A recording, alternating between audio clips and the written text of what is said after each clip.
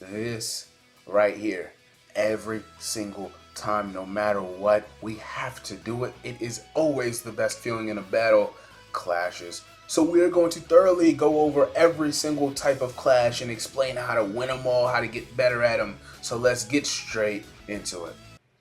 Yeah, I heard word around town is a poppin' out. Now, before we get into each variation of Clash, I do have to explain what boosts do because players seem very confused on why they're pressing LT or not pressing LT. Each boost costs you one segment of your key bar. So if you're using a boost, technically you're using 20% of your key, assuming you're not in sparking or anything like that. But yes, the boost will up your ability in each variation of Clash. But if you overuse your boost, let's say you have one bar and you press boost 3 or 4 times, it will actually punish you and your character will be stun locked for multiple seconds before you have to button mash to recover your stamina. Just like when your stamina is normally broken, you press all 4 main buttons and it'll fix that for you over the course of a couple of seconds, but you will be wide open. So yes, boosts are very valuable. Over the course of this video, I'll tell you about them, but make sure you use them very wisely. Now let's get into it. Alright, so starting off with what I would say is the most important form, so we get right into it, the most impactful form for sure in any battle, beam clashes. Now this can be done with a variety of super attacks. You guys know how this goes. Typically, throughout Dragon Ball history, when these come out in the games, you gotta make sure you're button mashing. That's usually how we go about it. This is, as you can see right here, a very easy way to you just jam triangle or whatever the button equivalent is for you, and you will most likely lose. Why is that? The game tells you proper timing is more important than button mashing. So what does that mean? You have to focus. You have to make sure that you're not abusing the triangle button, but it's more about precision. You got to make sure that you're using your boost if you need them, because that can be the massive difference, which we're going to go over how the boost impacts for that matter, how it impacts the impact clashes. Let's focus. So look at the difference when we do this beam clash versus the last one where I was just button mashing. When Gogeta and Vegito clash, at the very top of the bar is what you're looking for. So let's focus right about here. You have to make sure every single time you do one of these the beam clashes specifically, you do a beam clash, you aim for the top of the bar versus button mashing as I was doing prior. It is rewarding in every single clash. That is the skill check. It's not about anything else than making sure your timing is on point. Only reason you would ever beat somebody who's button mashing and jamming triangle is either if they have, I don't even know, Quicksilver thumbs, or if you are making sure you're playing another player that just button mashes. But in ranked, in real competitive environments, you're not going to run into that type of player. So you have to make sure you know what you're doing. And I would say most of the time, you don't need boost. I use boost just because I'm at a point where like you're already all in, right? So if you see I used one boost right there, we're in practice mode. We're going to win no matter what. But you see the difference right there versus other forms of clashes, and we're going over those too.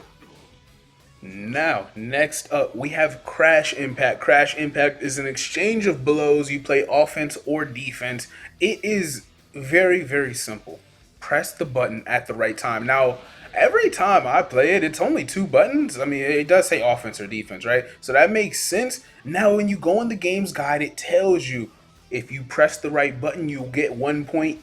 It's first to 3, best of 5. Or if you make a mistake when you're supposed to be playing defense and you press an offensive button, you lose a point. Now, if you use the boost right here, all it seems to do is like you sort of cheat a little bit, and it allows you better timing, and it doesn't seem to add a point or anything like that, but it's very simple. So when you are playing for Crash Impacts, make sure you can't button mash. Like, the game is telling you in every fashion it's probably not best for you to button mash here. So you want to focus. You have to lock in, as the kids say nowadays. Oh damn, hold on. Did I just say as the kids say? Let's step back real quick. That just made me feel old. Anyway, on to the next one. Next up, we have Power Impact. This is the one that's throwing all of y'all. It seems like this is the one that's giving people the most headaches. Some people are trying to tap it to get it to fill the meter. Some people are holding it and over holding it. They can't figure it out, all right? So we're going to explain it thoroughly. Now, Power Impacts, as you can see, when both of you grab each other, the meter will pop up. You fill the meter up by pressing square. That one was a really bad try. I just wanted to make sure I got that first one on cam.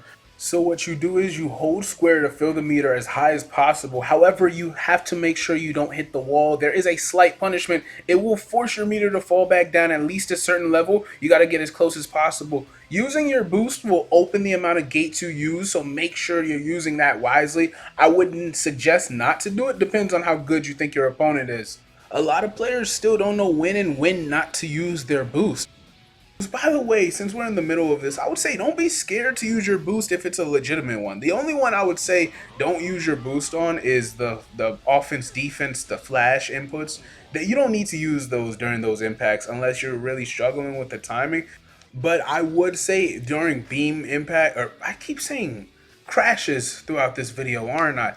During beam impacts, you want to make sure you are using your boost. Like if it costs you everything, you might as well use your boost wisely. Just remember the point of the boost. Let me explain the boost while I'm at. Actually, I'm gonna edit the video and explain it at the start of the video. I think that would be the best way to go about it. Alright, the next and final form of impact or clashes, one like standoffs, duels, I don't even know, whatever we're gonna call them in a month. We have the speed impact. Now the speed impact is also another, it seems to be the most or second most confusing one along with the throw impact. All that matters, phase, there's two segments, right? All that matters is the first segment, you get as close to the middle of the circle as you possibly can. It is a little delayed, like if anything, as soon as it starts moving, you almost want to press it because it's like it lag. I don't want to say the word lag because it's meant to do it on purpose, but it's almost like it lags. However, if you wait too long, because it moves so fast, if you don't get an input off, you'll automatically just lose. So you're gonna see at one point when I show that right here, that red frame, if you see that, you automatically should have lost because it seems to be a zero input. You waited too long. You'd rather press early than press late. Whoever gets in the purple should win, and whoever's, if one of you doesn't get in purple, and at that point, whoever is closer to the middle of the circle should get priority. It seems like that's how it's working. I mean, I'm not gonna lie, I'm winning a lot of these too. Like I'm not trying to sound arrogant. I just am. So it seems like whoever's close to the center. Then people are wondering, then what's the point of that second phase of the clash? The winner is already determined. Whoever wins that first phase is going to get the knockback. The second phase is to determine how much damage you're going to do as soon as you knock your opponent back. It's not a massive like damage number, so it doesn't really matter. It's just there. I don't feel it. If you guys, by the way, if I'm wrong about anything in you guys' eyes, or you know for a fact that I'm misspeaking or misinterpreting something, please let me know. But as far as I can tell, that second phase, the damage it does is very minuscule. You can boost it too. By the way, if you don't use your boost on that first phase, you can use it on the second phase. So if anything, I guess you could, like I said, it's just it doesn't feel worth the key you would give up. You're better off using that key for a super attack after the knockback or whatever other clash you already won. Now, that's all I got for you guys. Alright, I appreciate you guys stopping by, learning some Sparking 101, man. It is the Young King Hitman, and the kid wants you to make sure you win all of your clashes. That's why we came here today. So I appreciate your time. Like and subscribe. Stay tuned for your boy because we got more on the way. Young Hitman is off this.